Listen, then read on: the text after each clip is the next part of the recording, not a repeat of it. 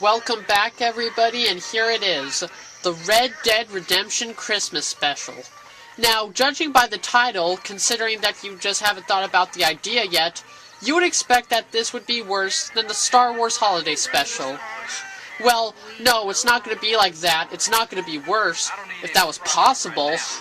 But what I am going to do here is make a special that's not entirely based around Christmas, but is based around a theme. Easy ways to make money. And here's just one. If you do good deeds, you'll have these nuns come to you, and then they'll give you some money if you have high honor. We sisters had a collection to help further your cause in this wicked land. Ooh, a collection. Take the gift.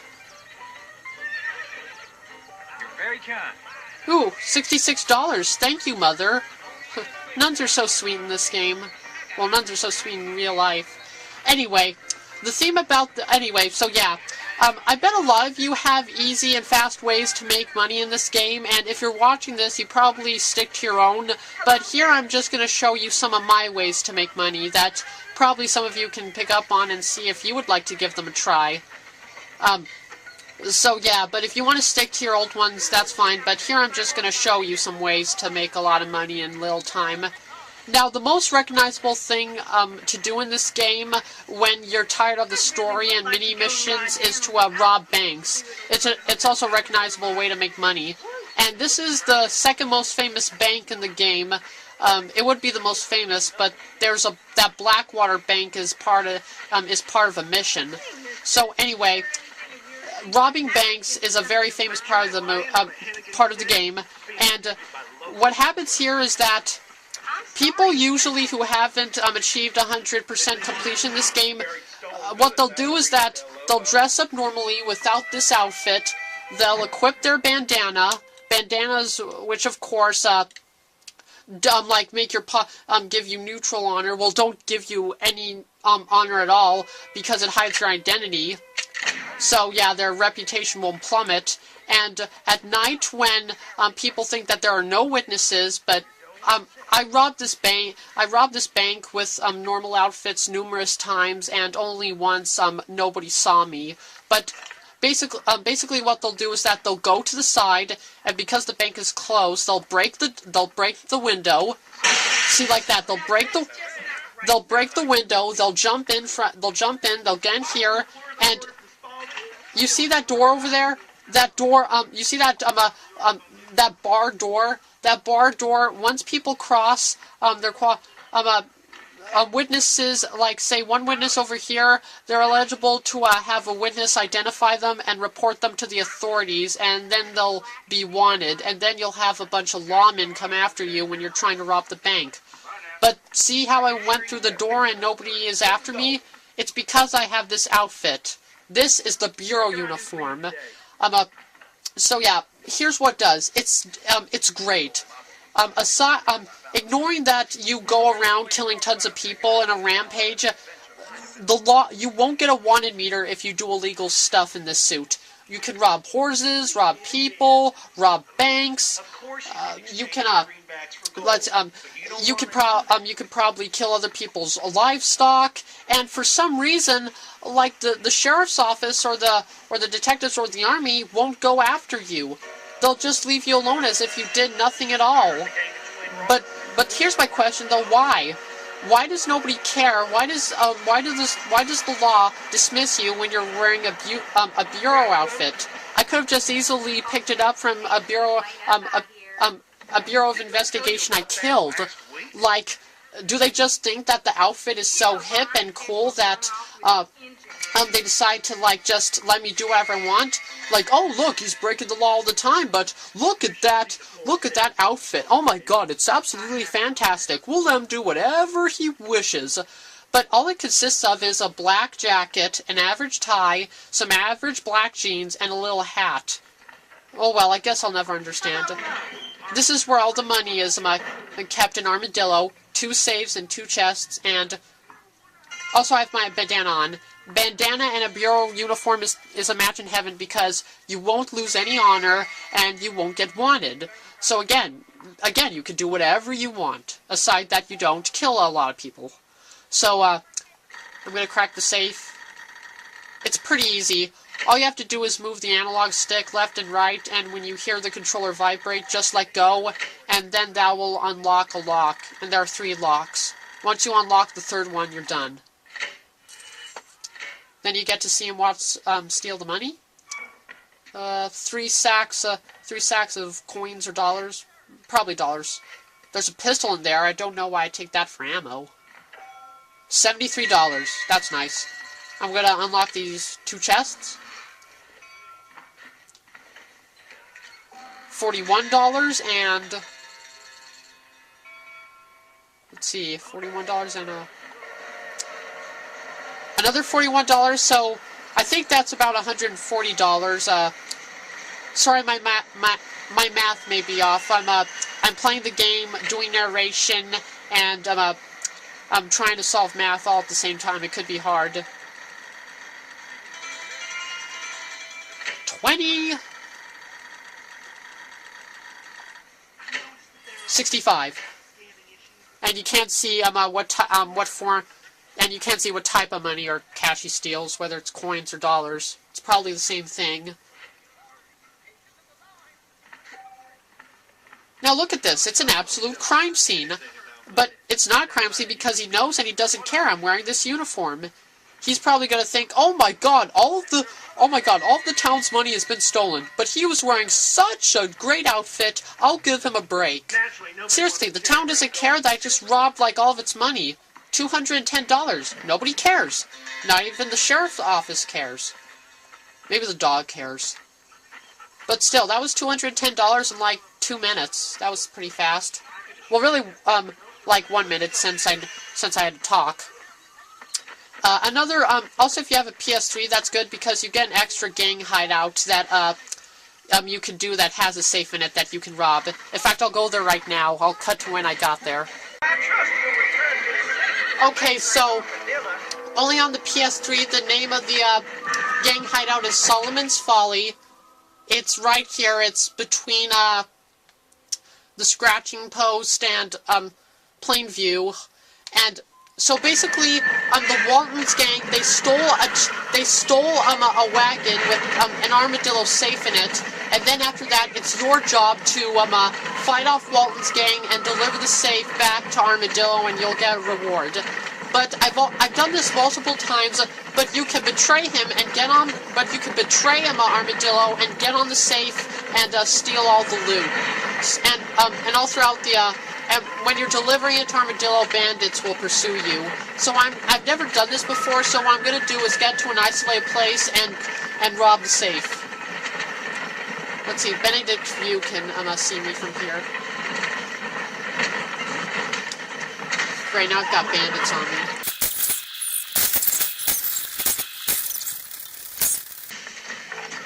Okay, so as you can see, I climbed up, and now let's crack the safe.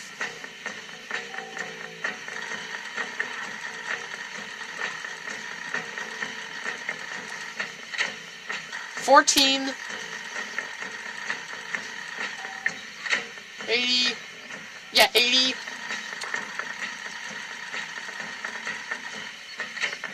$14.80.10. And let's see how much money Solomon's Folly safe gives you. Your clothes are gonna be a lot redder in a minute. What the? Dang, get out of the way. I'm robbing the safe and they're not doing anything. Ooh, $92. That was good. I've got to take care of these guys. How do you like that?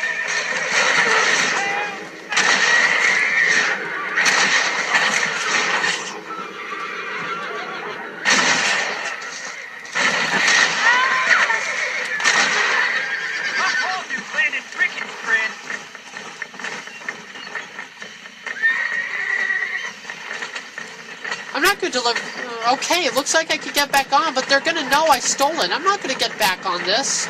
I'm not going to deliver this. I'll get in trouble. And now what the heck? I just fell? Well, screw this.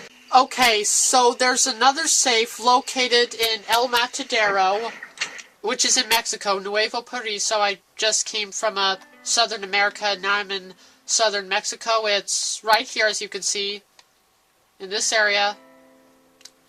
Right over there, near the mine, and what happens is that you go into this butcher's house. Now, you may know this about if you've done it. This is the place where you meet the Chinese worker that you need to free. In the Stranger mission, Love is the Opiate. You know, the mission where you have to get the white Bronco, and then the man will be free, and he'll go back to I think it's maybe Beijing. Yeah, he'll go back to Beijing to see his sweetheart, but I won't spoil it. But it's a little funny at the end. And here's the safe. It's just one safe. I'll crack it. I actually cracked this without the outfit, but with just the bandana, and nobody noticed me. Looks like nobody's working this late.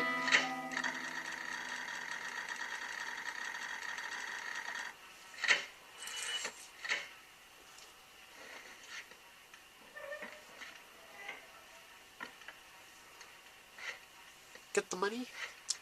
Get the money. $69. Just as much as one Armadillo safe bank. Not bad.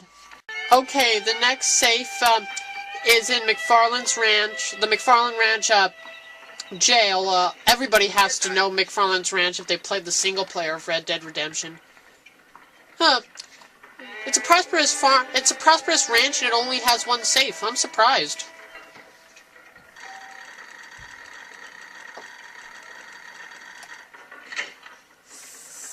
What's that? 32?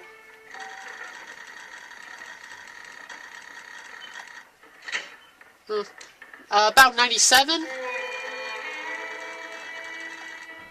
Oh, screw it, just 50. In fact, I'm not even gonna bother anymore.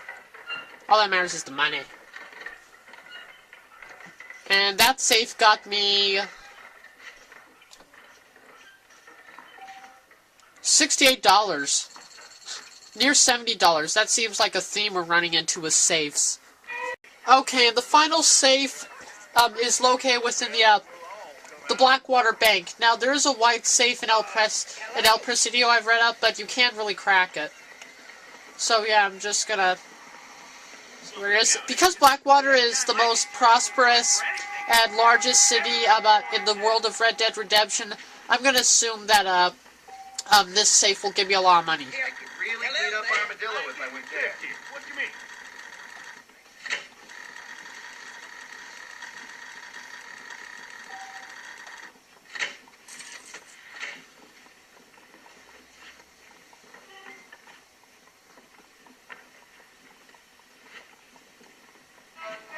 I don't trust that little Chinaman. Samoa? Just $68? Huh, I'm fairly disappointed. Here's another thing that can help you get some easy money. Hunting bears. Now, also,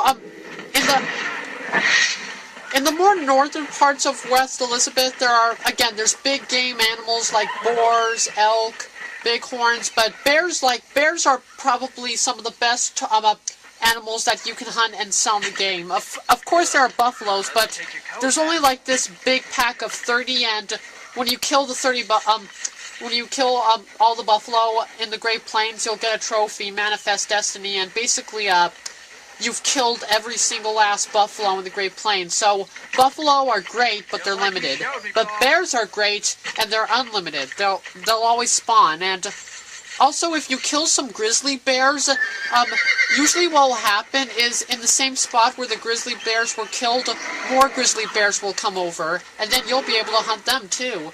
Like, see? This grizzly bear just came over because I killed 2 other grizzly bears. So I'll kill that grizzly bear. And also what helps is 2 things.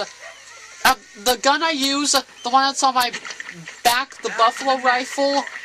The buffalo rifle you can buy at Armadillo once you get I think it's Master Hunter rank 5, and basically it's more powerful than the sniper rifle. As you see, any shot to the head can kill anything with just one hit. Like, I shot a bear in the head in one hit and it collapsed.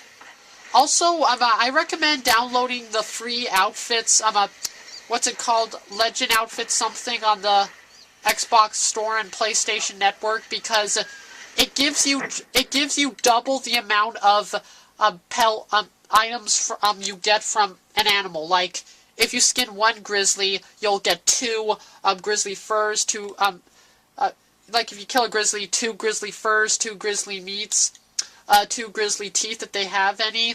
And I kill 3 grizzlies, and I have like 6 provisions from each well, no, excuse me, how about this? Well, you get the idea. It's double the skins, and here's another bear. Uh-oh.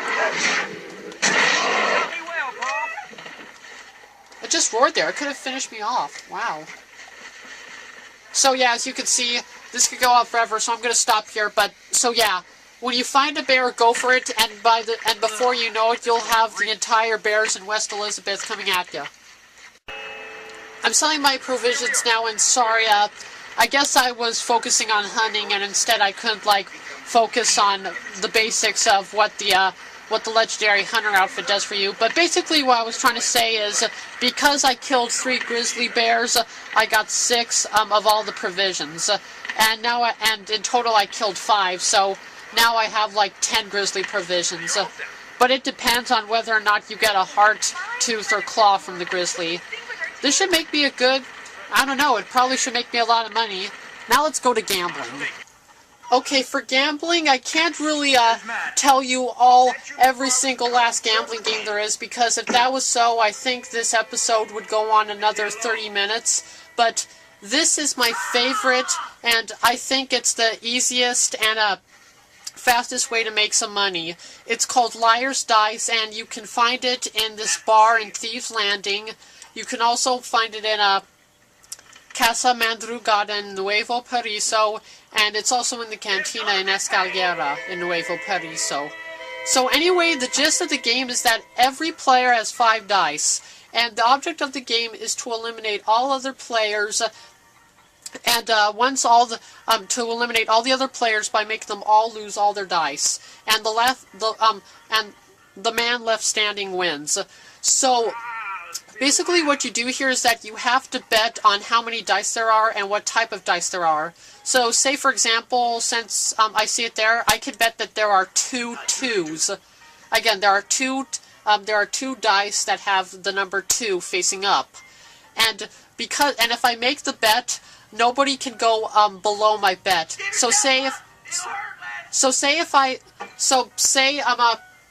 If I bet that there are 2 2s, nobody could say, oh, there's 1 2, or there's 1 1.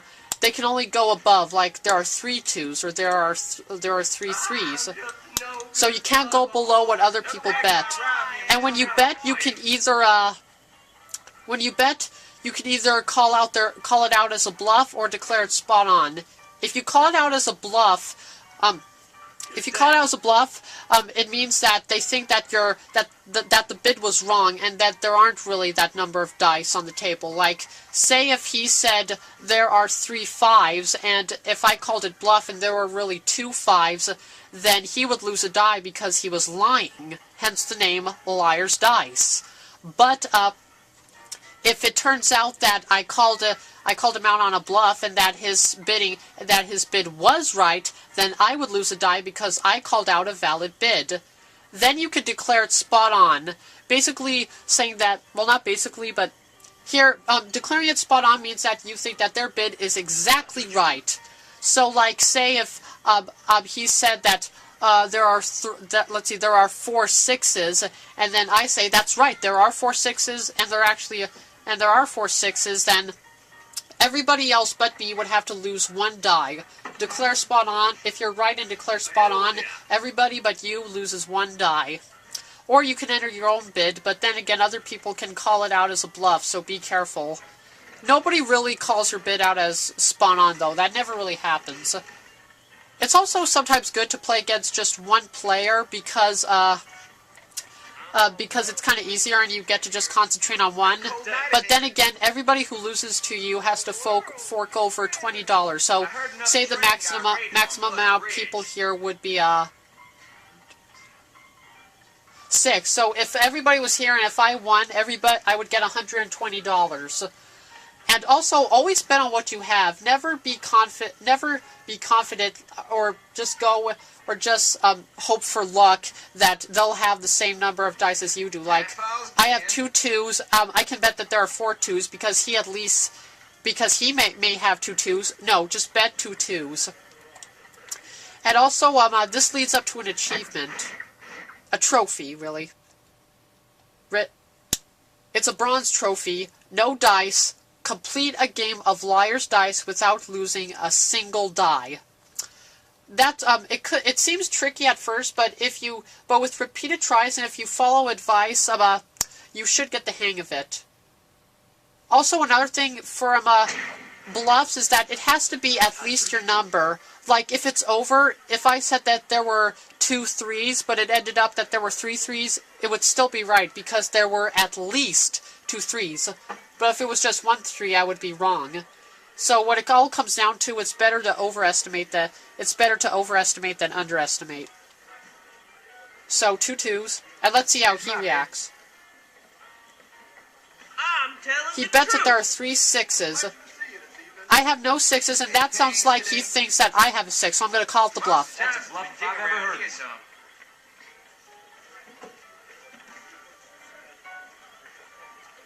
Ooh, close one there. He had only 2, so he's going to lose a die. He loses a die for bluffing.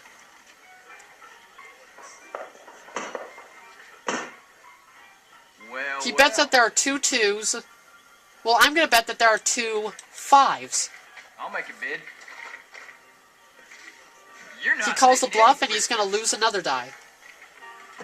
See how easy it is when you just estimate with what you have? I heard them rustlers from Pike's Basin were heading in. That's what I like to He loses a die for calling a valid bid.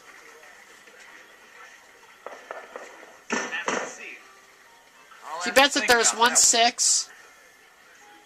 Well, I'll bet that there are 2 4s. Okay. And how was your movement this morning? Not very. He calls the bluff, and he's going to lose another die.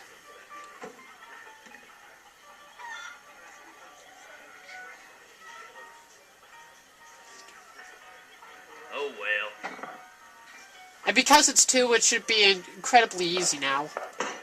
I don't know. Ooh, this is good. I'll bet that there are 3 2s. I'll bid. He calls the bluff, and he's going to lose another die. And when you have them on just 1 die, you're pretty much all set up because you probably got them. You've basically won because if they bet on the type of die they have, you know that they have that die because they just put their faith into that 1 die, and you know that it's their die. Look, he bets that there are 2 5s, and he only has 1 5 left, so because of that, the die he has must be a 5. NPCs do this all the time in games. And I have no 5, so I'm going to call him out on the bluff. Let's see. Yep, I'm going to call him out on the bluff, and he's going to lose the die. That has to be a bluff. I show no 5s. And see, he only had 1 5, and it was a 5. Well, another cold night ahead. And he lost, and I won the game without losing a single die. And by this time, you should have a message in the top right corner saying you have earned a trophy. No dice. Well, I'll leave with all my earnings. Epic music. Well, I think, overall, today I earned... Let's see, still saving. Ooh, about $3,000. So yeah, I hope you all found this information useful. And I hope that you find these ways to make some easy money useful. And there it is. Thanks for watching the Christmas special, and happy holidays.